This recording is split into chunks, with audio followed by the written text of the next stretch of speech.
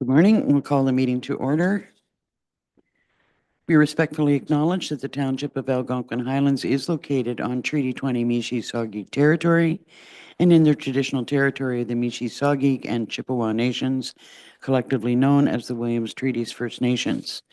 We also acknowledge a historical shared presence of other Indigenous nations throughout the area, and we recognize these original inhabitants as the stewards of its lands and waters since time immemorial. Can I have a mover and a seconder to adopt the agenda for today? Deputy Mayor Dayu, Councillor Shortreed.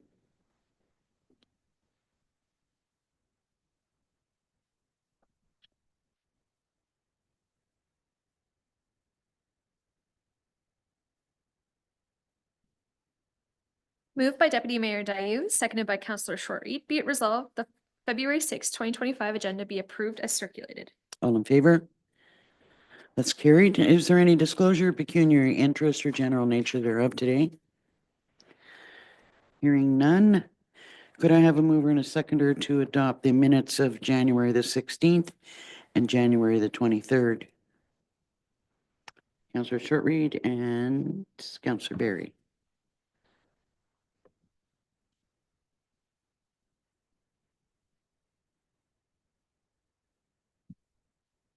Moved by Councillor Shortreed, seconded by Councillor Berry. Be it resolved, the January 16, 2025 regular meeting minutes and the January 23rd, 2025 special meeting minutes be approved as circulated. All in favor? That's carried.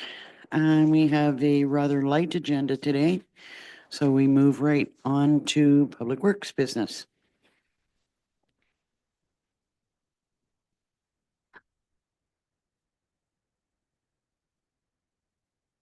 Good morning, Mr. Thorne. Morning, Mayor and Council.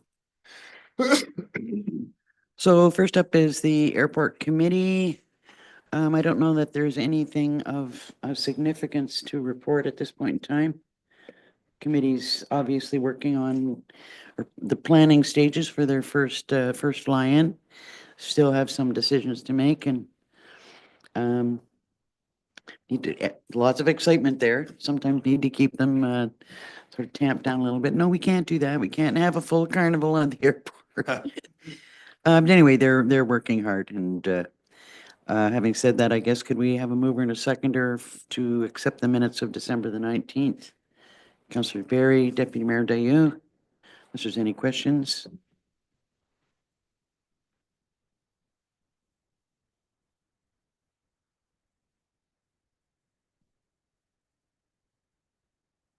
Moved by Councillor Berry, seconded by Deputy Mayor Dayu. Be it resolved, the Council received December 19, 2024 Airport Committee meeting minutes for information. All in favor? That's carried. Next is the purchase of a new tandem. Yes, thank you.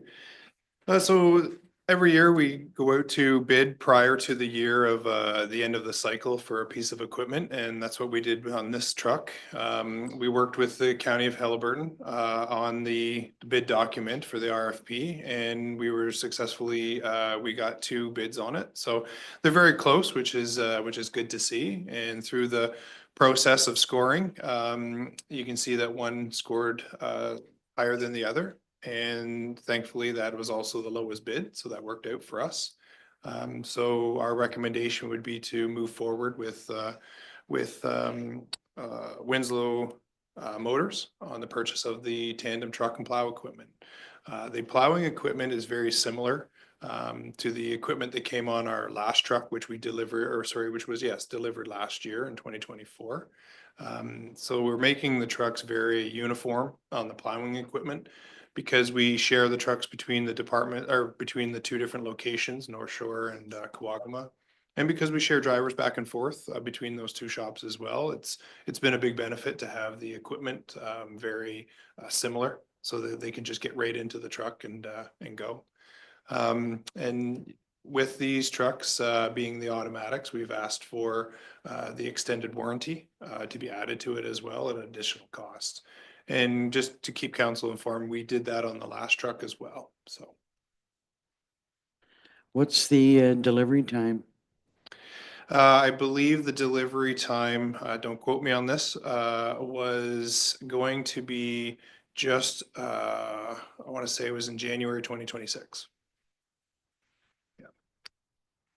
See how that, any questions on the acquisition? If I could, just one extra thing on this, this will be our second truck that falls into our new life cycle that council approved last year. So currently we had 10-year life cycles and it was moved down to 8. So this will be our second truck that rolls into that 8-year life cycle. Okay, mover and a seconder to authorize the acquisition. Deputy Mayor Dayu, Councillor Barry.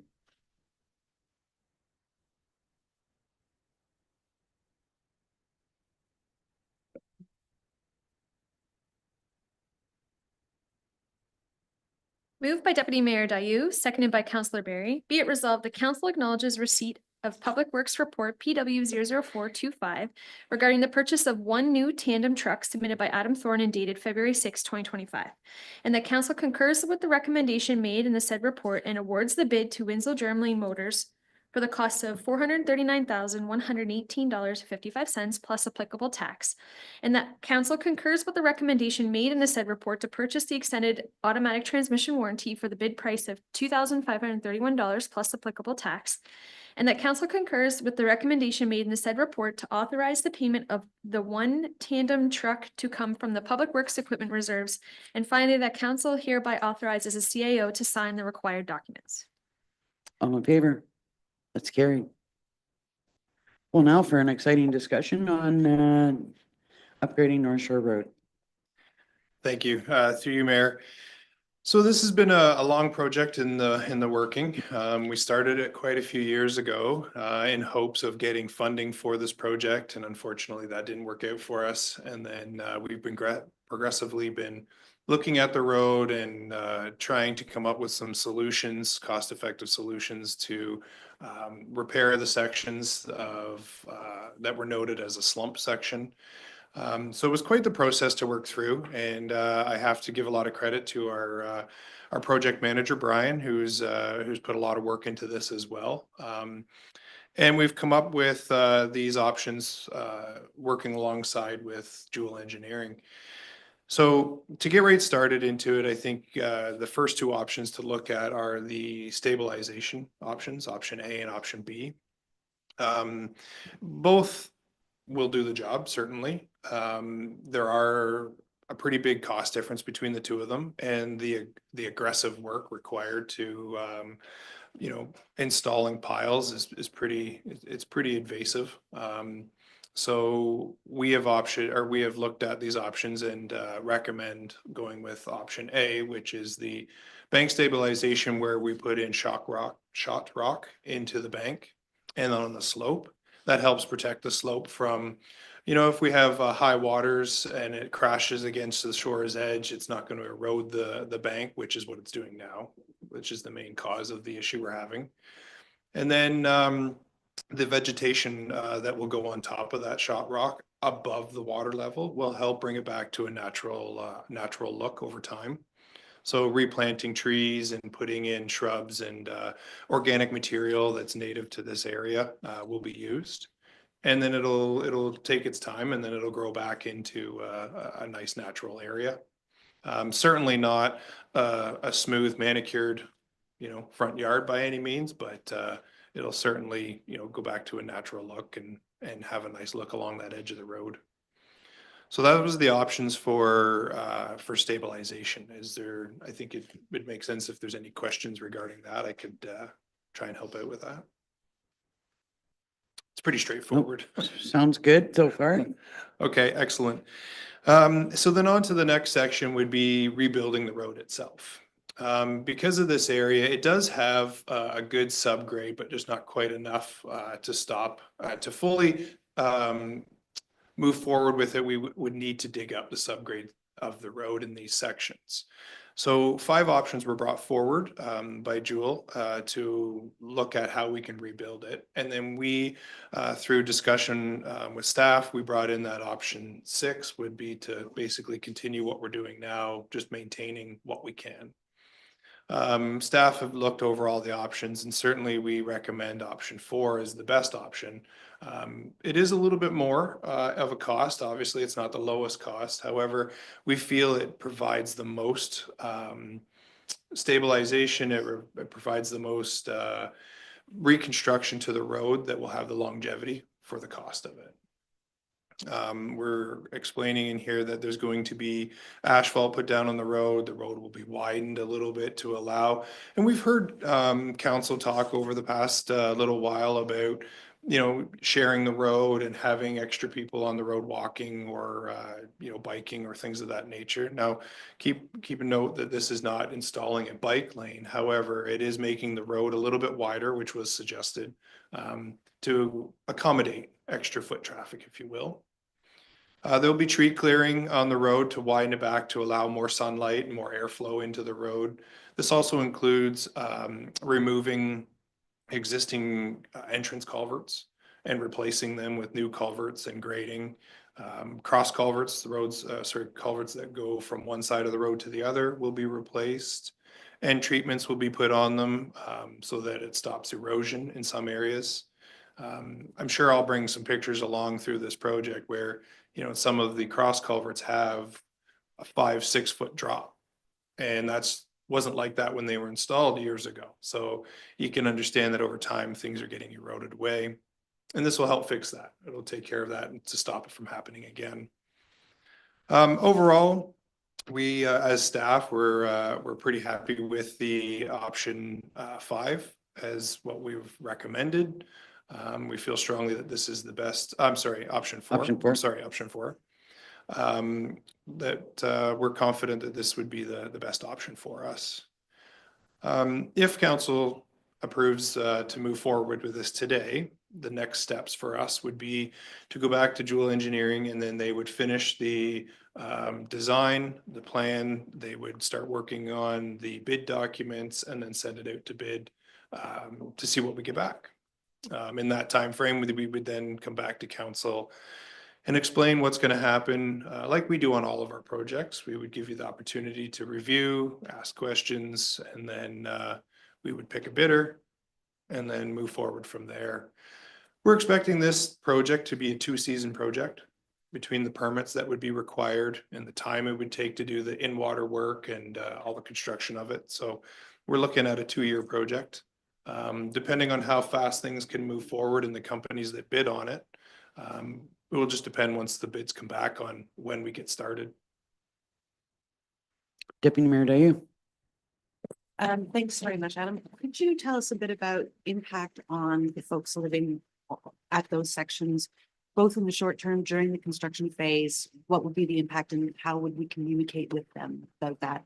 And then long term, what sort of changes should they anticipate? And would those anticipated changes also be communicated in advance? Certainly. So communication is obviously key. So once council, everybody's going to be aware of this project. As soon as council says yes, go ahead. So we would want to reach out to all of the affected parties to let them know what the plan is, when the dates are that we're starting, kind of a bit of a schedule of what that would look like. I think that would be very fair. This is a pretty substantial project, probably one of the largest projects that we've done here at Algonquin Highlands. And then from there, additional information, you know, they can reach out and ask the questions. We would have the contractor or the project manager from the contracting company would be a good lead on that as well. From the perspective of the properties that have structures on the affected areas that we'll be working on, they would have to be removed. So time would be given to allow them to be removed. They need to be removed so that all the in-water work can be done. It can't be done with a dock in the way or a set of stairs. So certainly they would lose access to this, you know, getting to the water via the way they've probably done it in the past. Just because it's now a construction site, it would be deemed a construction site, so it'd be unsafe for them to navigate up and down. Timeframes, we would have to give timeframes with the schedule to say that we'd be in this area for this length of time. It's expected, you know, you would have no access during this time. From there, I guess Yeah, I think that would be it. We would try and give as much information as possible, and we'll have more information on construction schedule. When a bid comes back and we approve on a contractor, they would provide a bid schedule. And it would just be communication. We would have to give a lot of that communication. Now, as far as construction on the road, and the delays it could potentially cause, well, we would notify everyone, like I said, affected. We would also put it in our municipal 511. It would be on our township's website. It would also be signed at Stanhope Airport Road and 118, St. Peter's Road and 118, Berry Line, all the affected areas or routes to come in would be signed. There would be signage there, allowing the public to know. And of course, there would be delays because it would be down to a single lane and at some points of the construction, at some points the roads would be closed. It wouldn't be really any different than if anybody traveled to Halliburton last year and had to go through the construction. Unfortunately, it's not ideal, right? Everybody wants to get going, but certainly there is a way around North Shore Road, right? You can go through St. Peter's and out. Councillor Barry.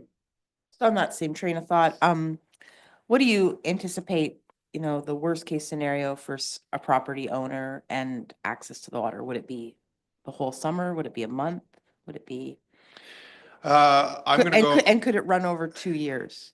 Like, could it run Yes. over both? They could lose both summers. That's. For sure, through you, Mayor. At this point, I don't know. I really don't know because once we got a work schedule back, it would explain what they're going to do. So the work schedule, as an example, could come back with the whole project would obviously be in the schedule, but maybe I think the water work has to happen after July. So maybe for the month of July and August, there's no access because that's when they're going to focus on the time frame. Or sorry, focus on rebuilding the section of water work, sorry. Honestly, I don't want to get too far into it because I'd hate to say that it's going to be 3 months and it's, a week that one person's affected, or vice versa. But certainly there is going to be everyone across that section where the rebuild is happening will be affected. Go ahead. I assume that a number of these properties are license of occupation properties. So are you anticipating putting together with the planning department a bit of a plan on, whether they need to pay for that year and what happens if assets are removed from the shoreline? What sort of expectation is in place regarding permits, et cetera, licenses of occupation before they get replaced? Actually, on this section of road, there's probably more residences on the water side than there are licenses of occupation. I think more than the first part of North Shore Road, Yes, which makes it even more challenging. through you, Mayor. The last time that I was involved with this and we were looking at who the property owners were that would be affected on the lake side, it's my understanding, I think there's only one.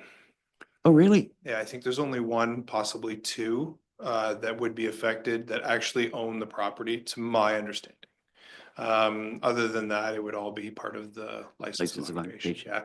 And through that, like I said, I don't want to, because there's probably lots listening and I don't want to say anything that sparks an argument, but certainly we will work with everybody. That's what we do here. We'll work with the planning department to ensure that everybody is notified. If the structures need to be removed, I would imagine that the owner of the structure would have the opportunity to remove it by a certain date. From there, we would just have to follow whatever protocol and procedures in place for removing items off of municipal property. Like I said, it's not I want to make sure everyone knows this is not get your stuff off right this second. There will be time given. We'll help. We'll do what we can to make it as smooth and efficient and painless as possible. The longevity of it is the roads being rebuilt, the shorelines being rebuilt, and it's better health for nature and for the public traveling on the road. Well, it's stability of the properties, that we don't have further slumping. I'm really glad to hear the questions that you've raised because those are the three things, like challenges to residents, how many are impacted, notification. I think we'll have to, I can see that there'll be lots of work for Chad through the notification process and other questions. Councillor Richards. On that, How would it impact the cost of this project at all, and, or would there be impacts to the cost of the project? If there's legal challenges presented to us from some of the residents along the road? Through you, Mayor, I guess that would have to be a discussion with our CAO and our legal department, because I don't know. It's certainly something we've looked into.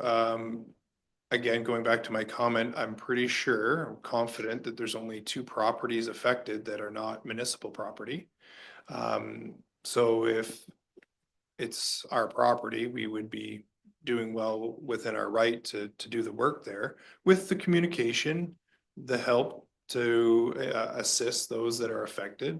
Like I said, this isn't a bull in a china shop situation. This is we want to walk through this and help everybody so we can, you know, come to a, you know, put this project to bed and it's taken care of and, you know, no more slump sections. Having said that though, I don't know regarding the legal aspect of it. We would have to address it as it comes with a contingency. Of course, all these projects come with contingencies and contingency costing. So if something came up that way, it would be addressed through our CAO and we'd go from there. Well, I'm gonna have to see what where our reserves stand for managing legal issues and make sure when we have our budget discussion that we're confident that there's enough there.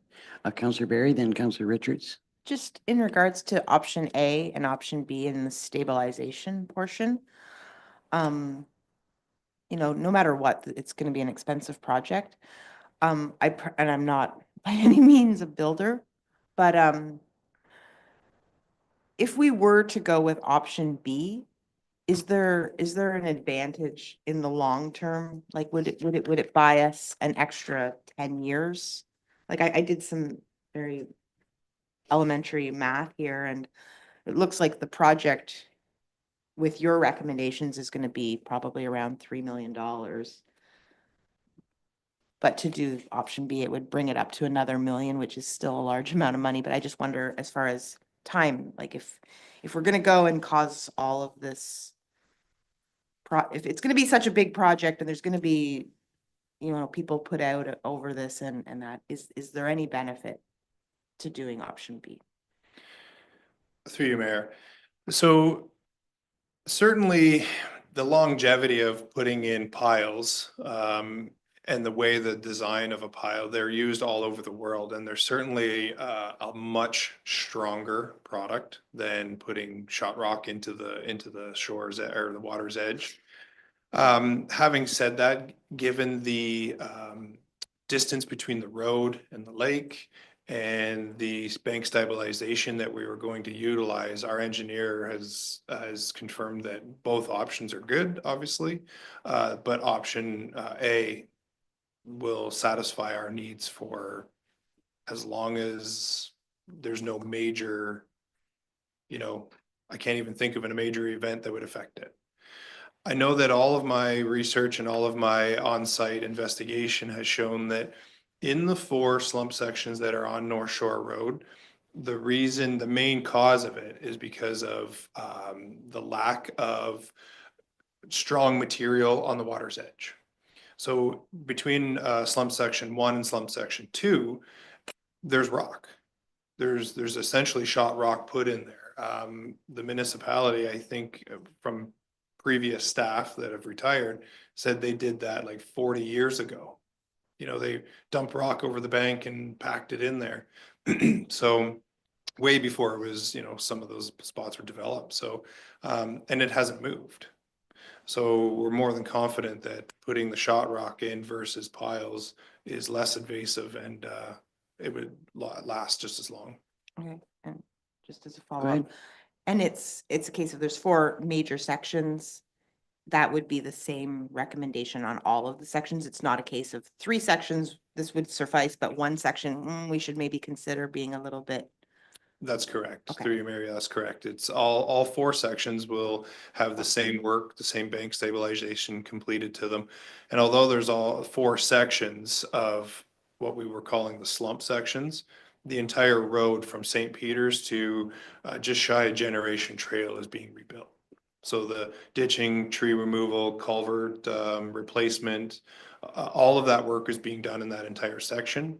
Only water work is being done in the 4 sections that have been identified as the slump sections. Thank you. Councillor Richards. Similar to that, and I think you've already started to answer this for me, but have the changes with climate change been considered at all in this? We're seeing much more rains, much more impactful rains, and then draining of the lakes much more quickly, causing erosion to occur on the shorelines quicker than normal. So although maybe the last 40 years has been one way, the future 40 years is going to be more substantial. So have they considered that at all, or are they even able to consider that at all, given the changing of those dramatic changes coming forward? And then why in the report are they recommending option 2, but we're comfortable with option 4? Okay, so for the first question, I don't know if I would assume that they would have looked into water levels and seasonal levels of water, seasonal weather, different events that have happened in the area to accommodate making sure that this is a long-lasting project. In some of the designs for the shot rock that are going in there, they're actually going to be excavating below the water line. So it's not like they're just going to dump rock in against the water line. They're actually going to go below the water line, the existing water line that they've determined through their research of what has been the common water line. So they're going to dig below that, put in the rock, and then they'll be above that, right? They'll be, I think it's 2 meters above that as well to accommodate for, because the lake is part of the Trent, it goes up and down, as we all know that. If water levels come up, we're going to assume that 2 meters is enough to take care of that. And if it goes below that, then we've also accommodated for that as well. Regarding climate control and what the weather does, it's a hard one. I'm not a climate control expert, but like I said, I can only assume that this they've looked into this. It's a very similar project to what was done in Halliburton along the lake there when you're going into Halliburton on Highway 118. I can certainly ask that question to make sure that climate control, or sorry, climate change has been a factor in this planning. And if anything should come from that, like if they came back and said, nope, sorry, we missed that, well, then we can address that then. If not, then I can get them to add in what was taken into consideration if council would prefer or would like to see. It would be nice to get some confirmation on that it's been taken into consideration. Councillor Barry? Similar to access to the lake, but different. There's, I'm assuming several properties that pull water from the lake for their showers and that type of thing. What kind of a timeline do you think that might be? And will people be impacted with accessing water that's going through the road or under the road? Of course. So there is, the township does have in place, and it escapes my mind. We do have a policy, or sorry, a permit for road occupancy permit. Thank you.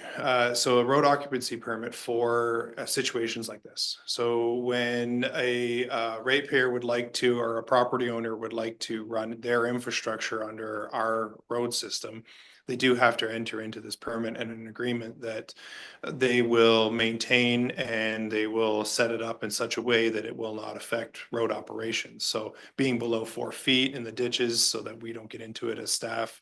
And then also identifying where these are. So what will happen is we'll have to go down through there and identify where all of the private infrastructure runs through the public infrastructure, because there's quite a few cross culverts that have water lines running through them. So again, through communication, we would have to identify the properties that have that running through our infrastructure. And then we would have to follow whatever the schedule is to say that, maybe you won't have water for 3 days. Okay. We would have to address on how many there are and come up with a solution from there. And then once they go back in, we would be following the road occupancy permit to identify that we would put those culverts in, or we would put that infrastructure in, that their infrastructure can run through it. Councillor Richards, then Deputy Mayor Dayu. I'm sorry if I missed it, but I don't think I really got clarification on the difference between 2 and 4. Yeah, sorry, and through you, Mayor, I was gonna, And then I I have was, one more question. I was gonna come back to that. I'm sorry, I don't think I seen where in here where they're recommending number 1 and versus 2, and we're recommending 4. Engineers report.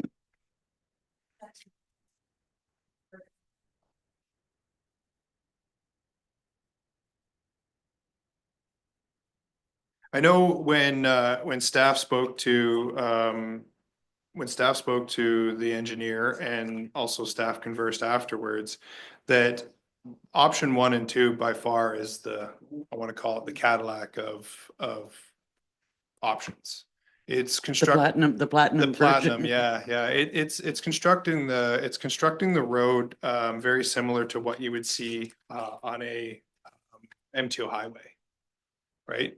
Where for us, we are municipal roads. We don't need to be that, extravagant, if you will. So what we feel is that option, 4 will give us the most strength. It'll give us the best option for the cost. So basing it on cost. Go ahead. Yeah, just to confirm, it's on page 11. It says option 2 should be considered the preferred option. But it doesn't really say why either, so that's part of my lack of understanding. The other question is about, we have kind of talked about it before. I know permeable is more expensive, but it doesn't look like it's been considered. And given that this is a road that's particularly along a lake, would permeable be a better option here, given the drainage issues as well as, salt going into the lake? Through you, Mayor, no, permeable was not, an option brought forward. The engineer was asked to bring forward the best option from their experience, and this is what was brought forward. If council would like to see a 7th option brought forward with permeable, or actually I could probably maybe go a little bit further here. If council approves to move forward today, I can ask the engineer if they would put in an option when bidding, if it's a feasible option, for the road surface. So, right now we're asking for asphalt. I can ask them for a provisional item to be permeable pavement or asphalt, whatever it is that they deem would be usable in this area. And then we can have the contractor bid on that. If they come back and say, this is an extremely great idea, we actually will go that route, or they go the other route and say, no, this is a terrible idea for the climate we live in. I could certainly bring that back, but I could put it as a provisional item. Councillor Barry, I'm going to go to Councillor Barry, Deputy Mayor Dayu, because I think her question is related to the. I did go fairly deep into the engineer's report, and my understanding is option 2, the more expensive one, it's because there would be a widening of the shoulder. That's my understanding, is that there would be an extra, let's say $500,000 that would be sort of earmarked for that. And so then that kind of took me down the rabbit hole of active transportation. And I did see, it's is like completely, I saw this last night, or if I wasn't on the top of my grant thing, but I did see that there is a grant for active transportation for up until February the 26th, which is, obviously a quick turnaround. But I wondered if that was ever a consideration for, if a paved shoulder was something of interest to us, if this would ever fit into that. And I know the timing isn't great, but to me, the extra 500,000 would be for the shoulders. So without a grant, I can't see us having that $500,000 to do that, but just food for thought. I don't know if I'm correct in the definition there, but. Through you, Mayor, yes. I mean, certainly if we could take a look at the grant, it is pretty short notice. And without exact costing, it may be difficult, but I can talk with the project manager about it. Certainly I'm taking a lot of notes here. We could certainly look at if council would like to see the road widened as much as possible. We can certainly ask for that to be a provisional item instead of the road being, as an example, 7.5 meters. We could look at 8 or 9 meters where possible. I know council has asked that in the past, and any road building we move forward with, we have put that in as an option to make the road as wide as possible. So I certainly can talk with the engineer about that and ask if that could be a provisional item to widen it as much as possible. So basically the road surface would go right to the edge of the ditch line. Keeping in mind that that does create further challenges. Certainly. I'm going to go to Deputy Mayor Dayu, then over to you, Councillor Richards. Thank you. The vegetated, I'm back to the slope stabilization. The vegetated riprap looks really great as a concept. I see that the page that has been included in the report is from the Rideau Valley Conservation Authority. Great. Has there been local consultation regarding the use of this in our lakes, in our local area, to make sure that that the way that it is done is indeed the best for the health of the lake, rather than it being a solution that's been recommended that is simply implemented as a conceptual thing, but might not be the best for the lake? Has there been that conversation? And then my second question, back to the license of occupation piece, presuming that there is a change in the shoreline that changes previous surveys that have been put forward by, surveys put forward by the applicants of the license of occupation. Would they be expected to get surveys done again, and would they have to bear that cost because we're the ones who are changing the shoreline? So through you, Mayor, to answer the first question, yes, so staff have worked with the engineer and with the County of Haliburton to look into what is native to this area. That was the biggest key item to the slope stabilization and the natural growth of what comes back, is that it had to be native to this area. So certainly that was a factor in play, and before any material gets down, the County of Haliburton would be involved through that process even further. As far as, sorry, what was your second question there again? Just thinking about folks who have already applied for licenses of occupation, if this changes the shoreline, the slope, what you can put on it, etc., would they be expected to have to pay to update? And you may not have that answer yet, but is that an anticipated part of the equation, is to think about any changes to applications that have already come in? So to my understanding, unfortunately, Sean's not here today, but to my understanding, any license of occupation that goes through regarding North Shore Road, he and I were supposed to discuss them. To my understanding, we haven't received any. So nothing's come across my desk that we've received any kind of license of occupation for North Shore Road. Like I said, because Sean and I want to make sure that whatever's coming in doesn't affect our, the services that we provide. With narrow roads and the things that get built on the edge of the road, like railings and stairs and things like that, we certainly don't want to hit them when we're doing our winter operations. So we've been working together pretty closely to make sure that if anything comes in, we get to discuss it together. As far as the survey portion of it goes, our contractor would survey everything before work was done. Yeah, everything would have to be surveyed to ensure that it's municipal property that we were working on. Councillor Richards and Councillor Barry. I'm sorry, but back on that option 2 and 4, I'm not seeing a widening. Both diagrams are showing 0.75 meters on the shoulders. So maybe I'm missing something. But if there is that, then, I would support a wider shoulder if we can at this point in time while we're spending the money, because people do like to walk and their safety is a concern in that area. Through you, Mayor, sorry, I'm just looking at the drawing here just to see if something jumped out at me for that. And I'm sorry, I don't see it. One of the biggest changes here that is included in those is the underlaying material. They do have more material. So they do have a gravel shoulder of looks like 0.5 of a meter.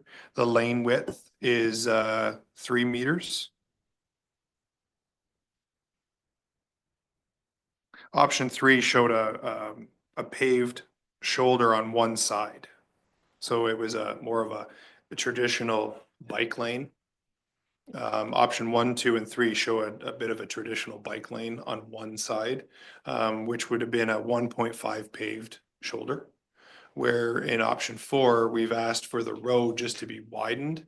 We will create basically an invisible center line.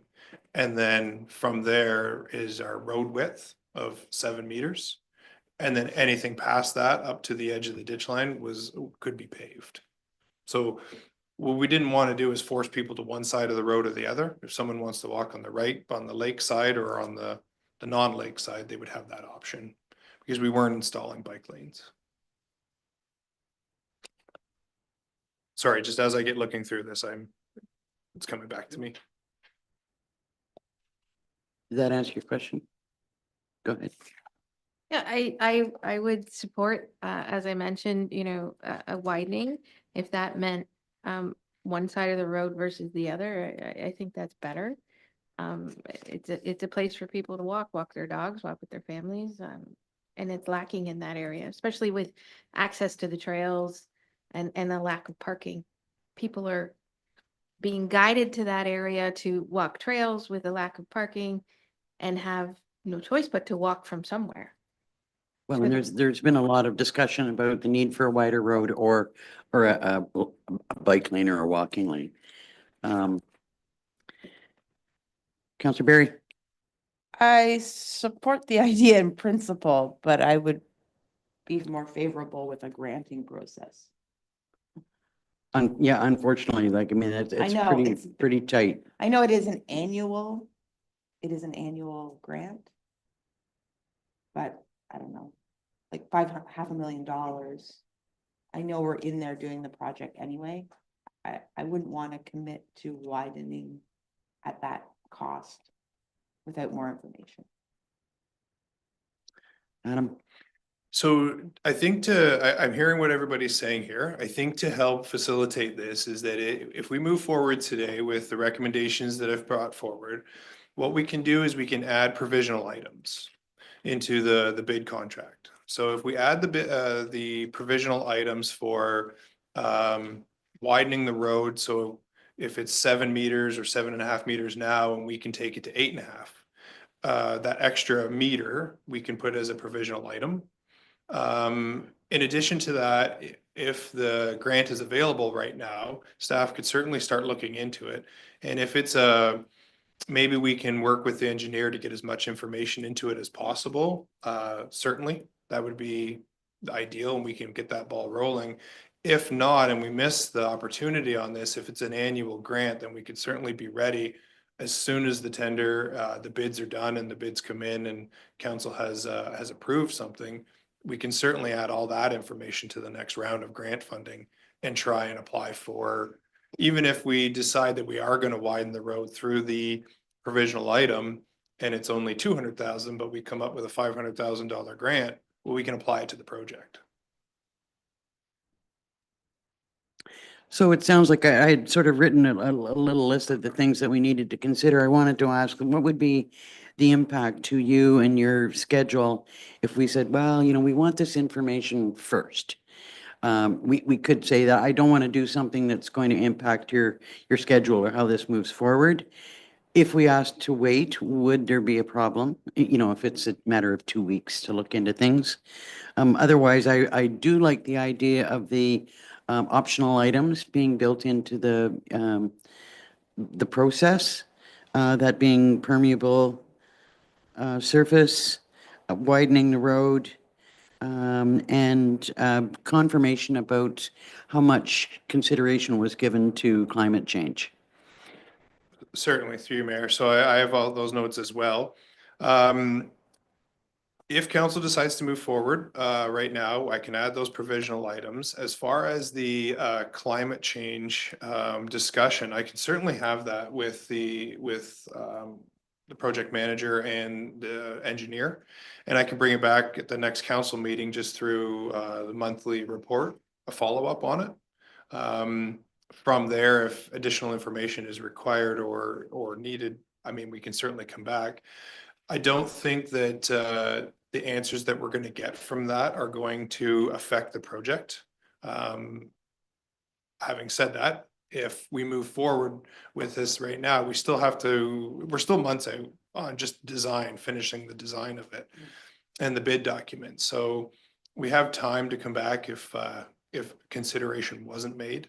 We can certainly add that in before the tender goes out, but it doesn't really slow. I would highly recommend not moving forward today if possible, just because it's gonna delay us even further. Like I said, July is our window for summer work, for in-water work, and we have the potential to hit that mark if we keep moving forward. I don't want to make you think that we're disregarding it, not at all. We certainly will address No, it. but if there's a way for us to say, okay, give you the green light today, with the understanding that we want, more information on some of these things, and we're able to build that into the process, then I don't have a problem with it.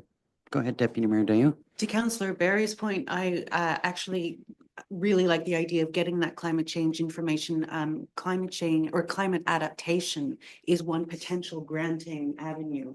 And if within our bid documents, we can say this, this is one of the reasons why we're doing this work, and it's right there in black and white. You never know, it might just help to find those sources of a revenue. Certainly, Yeah, and recognizing that we're doing it, recognizing that it is important for us. certainly, Yeah. yeah.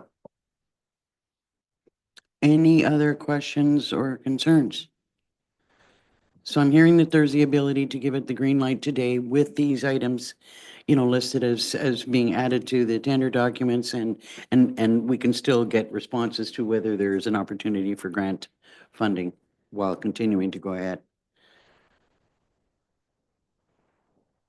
Okay, and to go ahead, and I guess that my assumption is to go ahead with the options that have been recommended. Okay, could I have a mover and a seconder then? That looks like a question as opposed to a mover. Just when you say we're going ahead with the options as presented, we're still considering that we might pivot from option 2 or 4, depending on some of the results or to the answers we get back, right?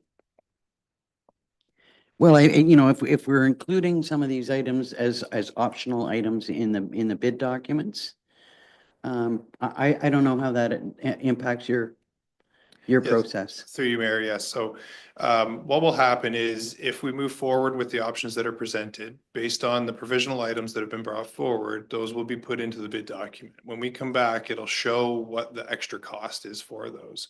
So the plan would be, the way I see us moving forward here is that when the bid goes out and comes back, we'll come back to council with all of the results and how we're going to move forward and how we're going to fund this project.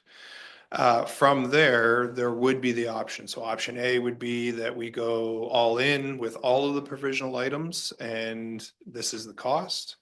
Option 2 would be that we only do 1 or 2 of the provisional items.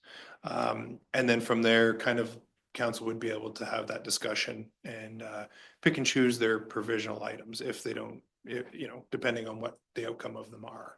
So I would still recommend the options that are brought forward today with that provisional item of widening the shoulder. Now, if we go with the provisional item document information to widen the shoulder, that may require additional subgrade work. So all those considerations would be taken into consideration, that if we want an extra meter of asphalt to be put down for a wider shoulder, we can't just put that over the existing material. The material underneath would have to be designed in such a way to handle that. So widening the shoulder just isn't simply putting down a bit of material. It's also included in all the work. So you would see that when it comes back. So I would anticipate when you come back to us with this, that there would be a funding report. correct. And I'm making the assumption that you are going to investigate grants, even though there's a bit of a tight timeline, we can, take a look at that. One question that I didn't ask earlier was if you've identified certain sections, I think you said 4 sections that are of concern. If you found during the course of the work that shot rock wasn't going to work, can you switch to sheet piles for that one section, or is that not a recommended path? Well, like any project, Mayor, we do the best we can with the experience we have and the trained and knowledgeable staff that we hire, like engineering firms. I know that they've been up and down the shoreline. They've been up and down the location multiple times. The project manager has been up and down it multiple times. So we're pretty confident that there shouldn't be any issues with this type of material. Having said that, we've run into projects before where we were confident and unfortunately unforeseen things came out of it. So we would have to just take a moment and look at what our options are when we are addressing that problem. If we get to a location that just something was completely unseen, if it wasn't covered in our contingency costing, then certainly we would be back here to council to speak about the change, how we move forward and what options are available to us. Councillor Berry? And will there be any need for any environmental assessments for this work? So we'll be following all of the Ministry of Environment's process. Whatever is required for this project will be followed, yes. I guess I just wonder in regards to timeline, could we have all of this in place and then an environmental assessment holds back the project? We're at the hands of at what they can do in their time frame. When I spoke to our engineer about it, he was pretty confident that this should move forward. He's has a lot of contact with these entities, and he's been sharing some of the information that certainly we can move forward with this relatively quickly. From there, that's honestly, sorry, that's all I can give you. I mean, this is a project that's been in the works for quite a few years, so a lot of background has gone into it through our engineer and our project manager. Yeah. We wouldn't have to do a separate environmental assessment for the project because there's guidelines and standards that are built into the process that we've got to follow that will take care of that. Like oceans and fisheries and Ministry of Environment, and yeah, there's quite a few acronyms that I've seen go around on some of the documentation. Okay, so we're back to a mover and a seconder. Deputy Mayor Dayu. Councillor Berry, thank you.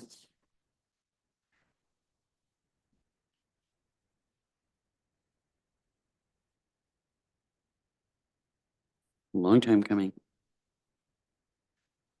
And I suspect we'll have the audio decline before the project's done. Yeah, sorry, through your mayor. This is a big project, and it affects a lot of people. It's one of the biggest projects, like I said, not just in cost, but with the most affected ratepayer.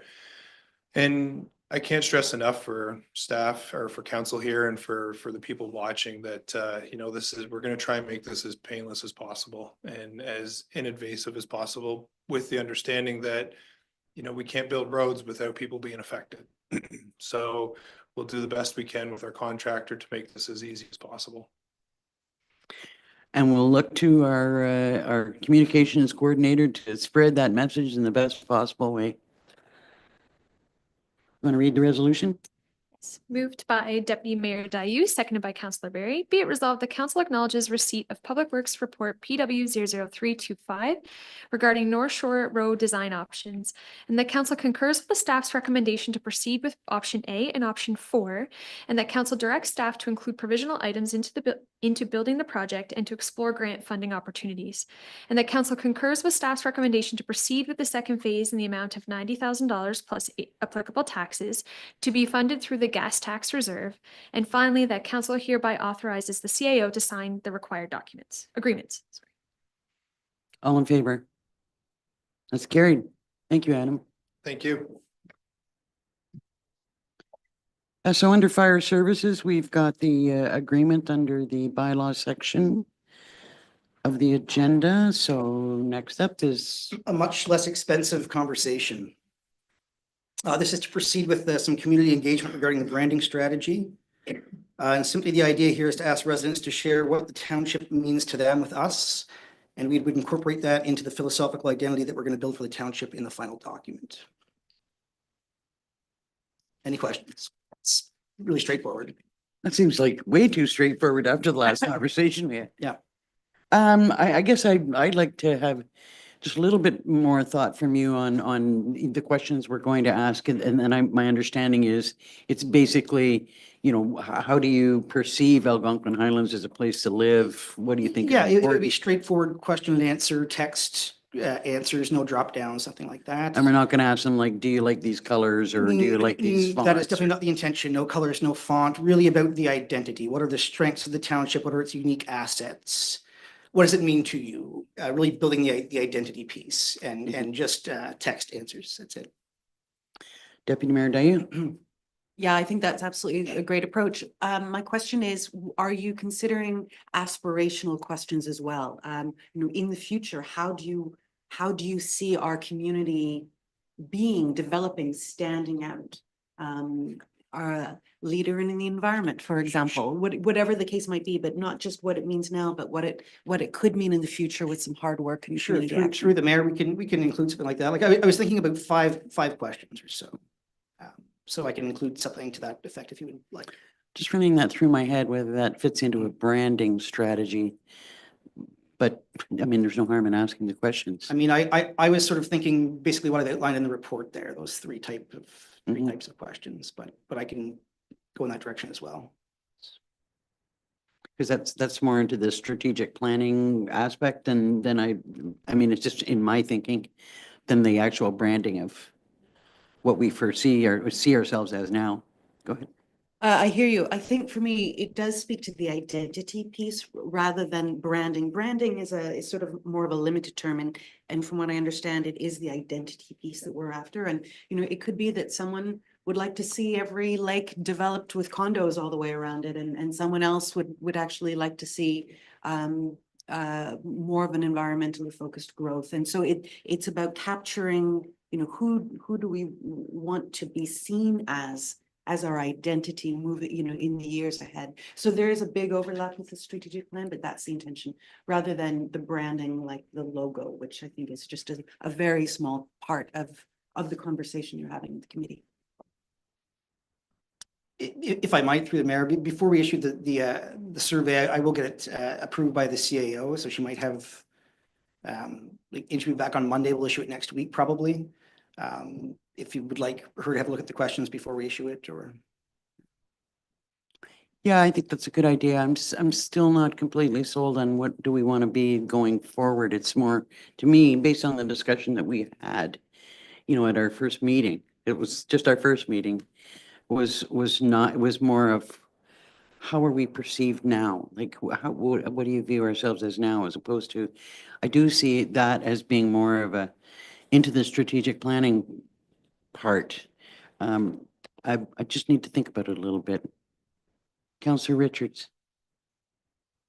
Yeah, I kind of thought branding would be more about fonts and colors and that kind of thing. And identity. And, sorry. The identity already existing based on our strategic plan. That's my mind.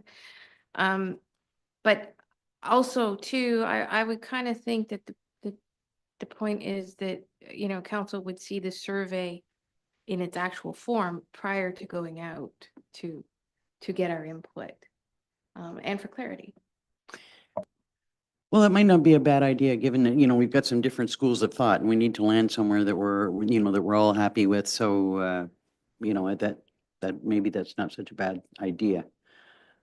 Did I see your hand up or your wheels turning, Councillor Barry? I think what Councillor Dayu is saying to some Deputy Mayor Diane. Deputy Mayor Dayu is saying is somewhat being captured by what Chad is saying. I do think identity is who you are, who you want to be. Like you know, it's like, it's not, we're not stagnant and this is who we are, like we are, you know, I don't have the strategic language in my tip of my tongue right at this moment, but if, you know, if we're interested in the outdoors and we're interested in the environment and all of these things, like, I That's think who we are. maybe, and even, not even as a question, but in some of the content of why we're putting this forward, it's like capturing what we want to be. Well, and I mean, it's even as simple as the colors that we've chosen are using and chose to move forward with are kind of linked very nicely with, you know, environmental issues. I don't want us to get into a situation where we're asking to see every survey that goes out because, you know, I'm not sure that we need to do that. But in this particular case, it might be an idea for it to come back to us just to make sure we're all. Sure thing. And through the mayor, the document does contain fonts and use of the logo and all of that. We're just not consulting the public on that Mhm. aspect. Or we'd be looking at this for a long time. Years and years. Yeah, you got it. Any other questions of Chad? Okay, well, I mean, it's kind of an exciting project, Yes. you know, and I look forward to seeing how it flows. Absolutely.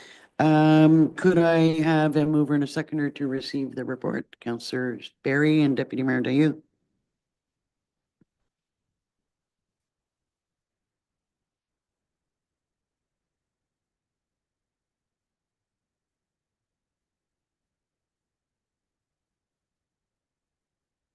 Can you just clarify in the motion that you'd like council to bring back the survey? I think so, yes. Moved by Councillor Barry, seconded by Deputy Mayor Dayu. Be it resolved that council receive report COM 00225 for information and direct staff to proceed with the creation of a public survey regarding the creation of a branding strategy. And further, that council directs staff to bring the survey back for consideration. All in favor? That's carried. Thank you, sir. Thank you. Okay, under administrative business, first we have the update or minutes from the Stanhope Museum Committee from December. Anything that we need to touch on from that? Hearing none and hearing no questions, could I have a mover and a seconder then to receive the minutes? Councillor Shortreed, Councillor Richards.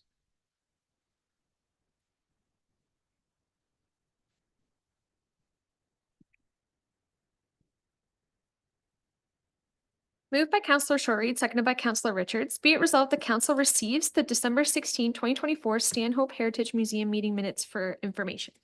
All in favor? That's carried. And next is Bill 241, which is the Accountability Act. Thank you, Mayor and Council. This is coming back at the January 20th council meeting. Council received correspondence regarding the bill and the proposed changes to the Municipal Act to standardize and strengthen municipal code of conducts.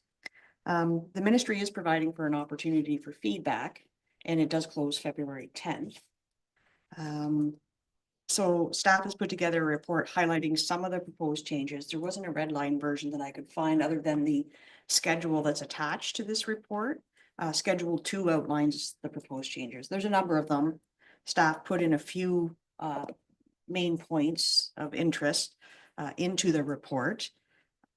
Having said that, it's important to note we've received communications, obviously, of the provincial election, and it's understood that any bills, including this one coming forward, basically come to a halt. When the new legislature forms, the new bills may be considered to be reintroduced, and it's understood that on occasions bills have been reintroduced at the stages where they were left off. I did reach out to the ministry to confirm if they were still accepting feedback at this time. I haven't heard back as of yet. I haven't received any comments back on that. So I thought I would bring the report forward, giving the opportunity for council to support the changes or just receive them or provide feedback should they wish. and then we could move forward. At least we have them, and that way council won't miss the opportunity to comment depending on what happens with the bill. No, and I appreciate that, that we've been, the highlights of the bill are, in the report. I think it's an important change, that's taking place. I mean, I know that we all have codes of conduct and, there are probably, different levels of codes of conduct and, I know there's not, many problems in most municipalities, but there have been several instances where there's been some pretty serious behavior and an inability to act on it. And I think this provides that opportunity. Had a fairly lengthy conversation with Councillor Richards about this and looking at the pros and cons of it, but any comments or questions, any feedback that you would like to provide? Councillor Berry, then Deputy Mayor Dayu. So given the provincial election, will this come back to us? Is this the last chance to put We don't input on really it? seem to have an answer on whether we can still provide feedback or not, but if we feel strongly enough about something that's in what's being proposed, there's, no harm in letting the province know. I personally, I don't know where all of council sits, but I do personally, like, I know there's all reasons why this might be put in place, but I do have an issue with an elected official being removed by council. But it's not, I hear you, it's not so much by a council, I mean, I don't see a removal from what I have read taking place unless there's a very strong recommendation for that action by the Integrity Commissioner after an investigation. And if somebody is being so disruptive that you literally can't operate any longer properly, I mean, something needs to be able to be done. On the other hand, when someone is elected by the public to represent them, it's kind of contrary in a way, but there needs to be, and to me, there needs to be some mechanism by which you can manage something that has become, I mean, we've heard examples in Ontario where, the council can't even meet in any other way other than Zoom, that they feel that they're endangered, that can't continue or be allowed, at the behest of one individual. So I think to me, removing somebody from a council is the extreme that would happen. But, I doubt that the public would anticipate that somebody would be that disruptive when they're elected. Well, maybe they would, it's hard to say. Other comments or thoughts? Deputy Mayor Dayu? It's interesting. My comment was going to be that I'm wavering on one of the recommendations, but actually in light of what Councillor Barry's just said, I don't think I am wavering anymore. The change is if all eligible members of council vote in favor of the recommendation, the member is removed from their seat, meaning everyone has to vote in favor of this. And I thought, well, that would be very hard to achieve. It would be, because these would obviously be very divisive questions that were being put forth. But indeed, I think the matter at hand would have to be of such a serious nature that you would almost feel compelled to remove that person. And it would be the safeguard to what you're worried about, which is a group of elected people removing someone else who has also been elected equally to them.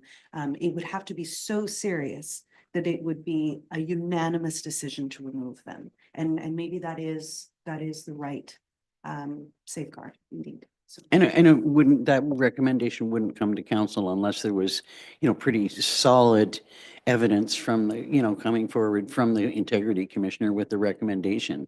It sounded to me like you couldn't sway from the Integrity Commissioner's recommendation, which I did kind of wonder about that. Okay. Councillor Richards.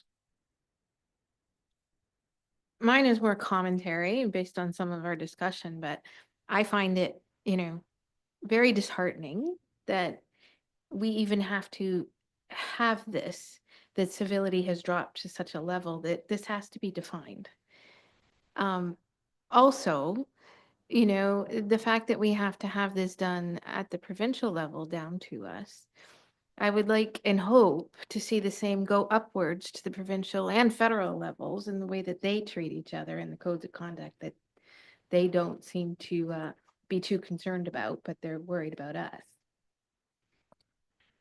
Well, I think this is at the provincial level. I don't think we can do anything about, the federal government, but I would assume, and I guess I would look to our acting CAO/clerk to, my assumption is that this legislation would be in place for for our MPPs as well, for our provincial legislation.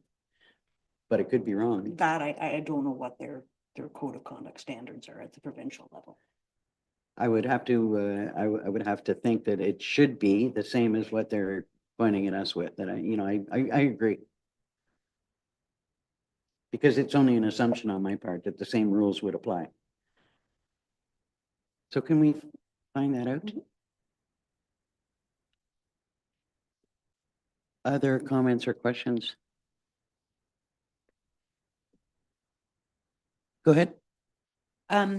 At the end of the report in the summary, staff have offered three important considerations regarding the severity, the conflict that could arise, working relationships, etc. I thought those were all very sage comments to make. And I also wanted to say that I'm perfectly comfortable with them. I think, it would be very challenging, and I feel comfortable with that. I wouldn't use that reality as a reason to put forward a recommendation to change what has been proposed.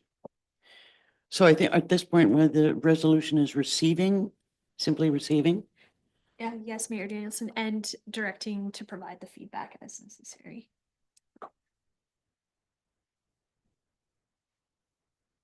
Go ahead, I'm sorry, go ahead.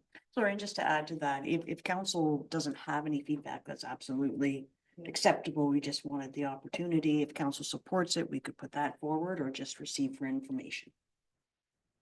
Or we could say that we receive it with the understanding that the same rules apply at the provincial level.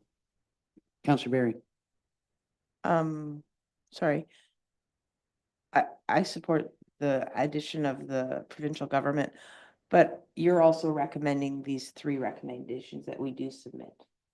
It wasn't a recommendation, it was just an observation and some suggestions after reading it, looking at a few areas that it was just for comment and council discussion, but completely up to council. Yeah, I support staff's recommendation there. I'd rather say we put in comment than didn't. Whether it's That's fine. I'm sorry, I'm not clear what the recommendation would be. I see three very good observations, but I don't see how those translate into recommendations. It is for our awareness. No increased role for the integrity commissioner or penalties for investigations that are not deemed serious. That is what is being proposed, and they want us to be aware that that is it, but that's not a recommendation. But we can say that we support those items. I'm not sure how we would say we support.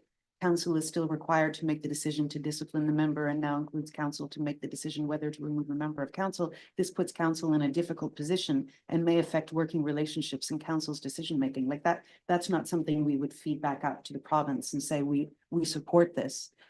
My inclination is receive as presented with gratitude, and perhaps suggest that the same rules be applied to the province. I don't think they would as part of the Municipal Accountability Act, because that does sound like a municipal alone act, but I don't see in this report anything that would suggest A that. recommendation.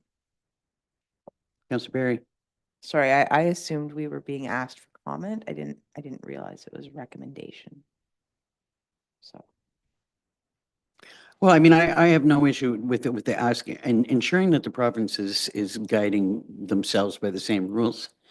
I'm not sure I'm prepared to say receive with gratitude. Received. At this point, I'm not very grateful to the province for very much.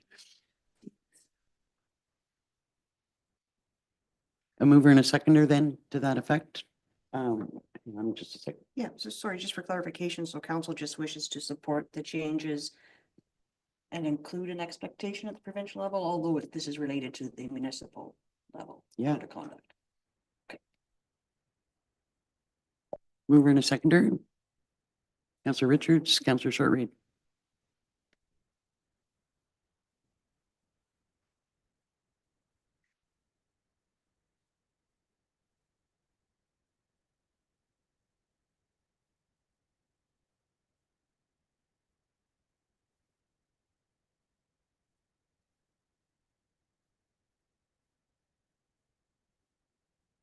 Just while Sarah's scribing the resolution, I just wanted to comment.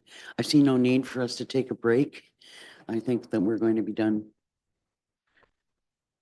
in break time.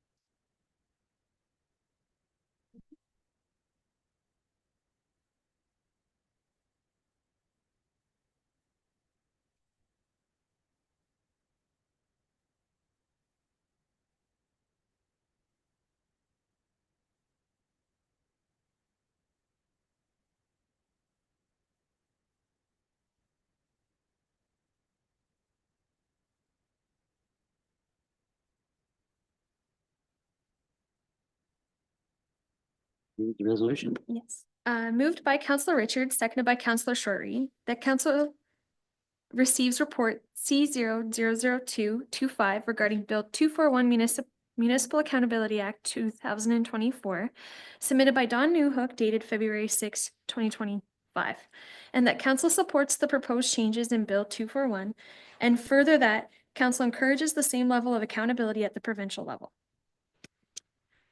All in favor? That's carried. Well worded. Okay, so next are the external board meetings. Councillor Shortreed, anything from the partnership or the health hub? Not unfortunately till spring. There's too many snowbirds on our committees. There's not enough people here currently. So it'll probably be end of March, beginning of April. Okay.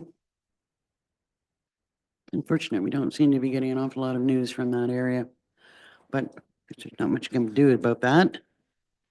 Anything on the Atwump? Councillor Richards. No, nothing on Atwump and not much on the Muskoka watershed for now. Not much or nothing? Okay, thanks. On the detachment board, the detachment board has had another meeting since we last met. And one of the things that I would say that is extremely unfortunate is that apparently we're about to lose our acting detachment commander at the end of, I think at the end of March. And he too has been offered something where we can move up, and good for him. It just seems like we're a training, almost like a transfer station for detachment commanders. I do not want to suggest that they're garbage. But, you know, I mean, we're a revolving door, and we've had, I know that the CAO had said since he started, like, he's only been with us for slightly over a year, and there's been a number of detachment commanders in that period of time. So there's a certain amount of disappointment being voiced by the detachment board. The detachment board will be involved in the hiring a replacement. Detachment Commander Plindahl will not be returning. So we really do need to go through another hiring process for a permanent detachment commander who may or may not be permanent and have another interim in the meantime. So it's just unfortunate. Meanwhile, the board is kind of finding their way, getting documentation and process in place. It's a good, strong group. The chair is excellent. So, I really look forward to seeing how, how they progress and what we can bring back to you about, where we're successful. Anything on the library board? Anything on community safety and well-being? Anything on the Muskoka Watershed Communications Committee? County Council, I don't know that there's an awful lot to bring to council. I do believe that our next meeting, I think it's on the 12th, will be a long and fulsome discussion in a number of areas. One in particular, I think I mentioned at our last meeting, will be a discussion about how we move forward with sharing services. Hopefully we'll see some progress there. I know there are some other reports that are coming forward that we've been waiting for some time. Been told we need to be prepared to be there for the full day. So, I'm sure that I'll have a lot more to bring back to council after the next meeting that we've got. Nothing under general business. Are there any notices of motion? Hearing none, anything that was, any comments on the correspondence? Okay, could I have a mover and a seconder to receive the correspondence summary listing? Deputy Mayor Dayu, Councillor Barry.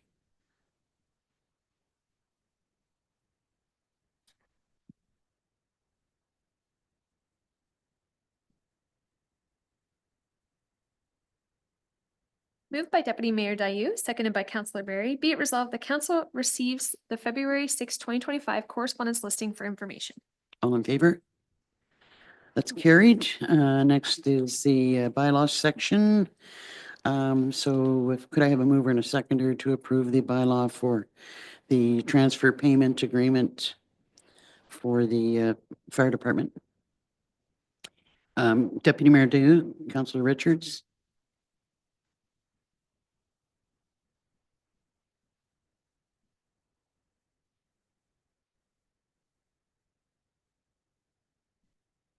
Moved by Deputy Mayor Dayu, seconded by Councillor Richards. Be it resolved that the following bylaw be received and read a first time, considered read a second and third time, and finally passed with a corporate seal affixed. 2025-15 Fire Protection Grant Transfer Agreement. All in favor? That's carried. A mover and a seconder for the confirmatory bylaw.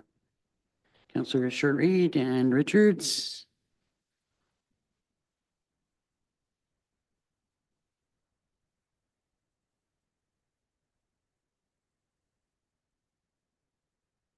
Moved by Councillor Short-Reed, seconded by Councillor Richards. Be it resolved that bylaw 2025-16 being a bylaw to confirm the proceedings of council held during its February 6, 2025 regular meeting be received and read a first time, considered read a second, third time, and finally passed with a corporate seal affixed. All in favor? That's carried.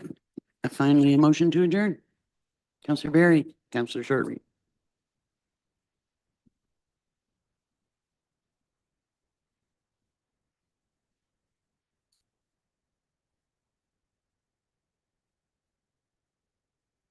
Moved by Councillor Barry, seconded by Councillor Short-Reed. Be it resolved that the February 6, 2025 regular meeting is hereby adjourned at 10:23 a.m. All in favor? That's carried.